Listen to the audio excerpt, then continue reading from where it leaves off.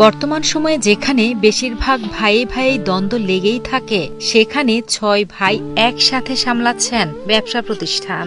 এমনকি পুরো পরিবার বসবাস করেন একই বাড়িতে। পরিবারের একটা আনন্দ তো অবশ্যই আছে, সেটা হচ্ছে সবাই মিলে এক জায়গায় বসে একটা খাবার খেলে তার একটা আনন্দই আলাদা। এখনকার দিনে ভাইয়েরা একসাথে থাকে না, সেখানে তারা 4 ভাই একসাথে দোকানদারি করতেছে। ভাইয়ে ভাইয়ে মেলবন্ধনের এমন চিত্রের দেখা মিলবে ফরিদপুরের বোয়ালমারীতে। একসাথে 6 ভাই মিলে সামলাচ্ছেন তাদের মৃত বাবা ষষ্ঠীচরণ পালের রেখে যাওয়া ব্যবসা প্রতিষ্ঠান মহামায়া ভান্ডার নামের মুদি দোকানটি। ছোট 2 ভাই মাঝে মধ্যে দোকানে সময় দিলেও বড় 4 ভাই গোবিন্দ পাল, বিমল পাল, অমল পাল ও পরিতোষ পাল মূলত দোকান সামলান। তাদের কারো সাথে কারো নেই কোনো কলহ, নেই কোনো হিংসা।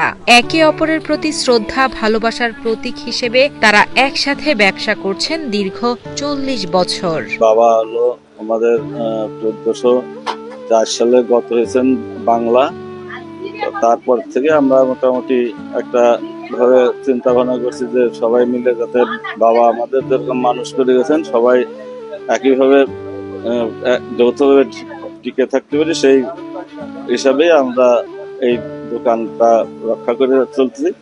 4 ভাই আছে এক জায়গায়, আরো 2 ভাই বাইরে এক মোটামুটি একসঙ্গে আছি। জানা যায়, মাটির হাড়ি পাতিল বানিয়ে মানুষের দাঁড়ে দাঁড়ে বিক্রি করে অনেক কষ্টে সংসার চালাতেন ষষ্ঠীচরণ পাল। তার স্বপ্ন ছিল ছেলেরা সচ্ছলতার সাথে জীবনযাপন করবে।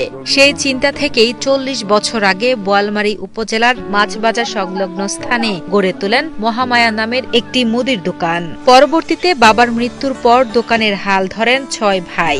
ধীরে ধীরে ছোট্ট মুদি দোকানটি এখন রূপ নেয় বিশাল বড় দোকানে। বাবার আদর্শ নিয়ে আমরা চলতেছি। বাবা যা বলছে যে একসঙ্গে তোমরা থাকো বা একসঙ্গে মিলেমিশে ছেলে পেলে বা বউ বোঝাবো, সবাইকে এইভাবে বলে রাখছে।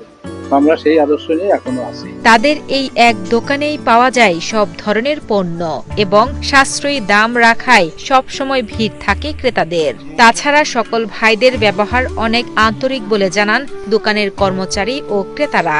তাদের এখানে কাজ করি দীর্ঘদিন ধরে, যে তাদের ব্যবহার ভালো, তাদের ফ্যামিলিটাও সবাই একসাথে আছে, যুগের পর যুগ তারা হচ্ছে একসাথে যৌথভাবে আছে। প্লাস আমরা এখানে দীর্ঘ 5 বছর ধরে আমি কাজ করতেছি, ওনাদের ব্যবহার আচরণ ভালো। আজ দীর্ঘ 50-60 বছর ধরে একভাবে কাজ করতে আছে। পাল পরিবারটি দেখে অনুপ্রেরণা নিয়ে যদি অন্য পরিবারগুলো একসাথে থাকার মানসিকতা গড়ে তোলে, তবে সমাজে শান্তি ও সম্প্রীতি তৈরি হবে, এমনটাই প্রত্যাশা সুধীজনের।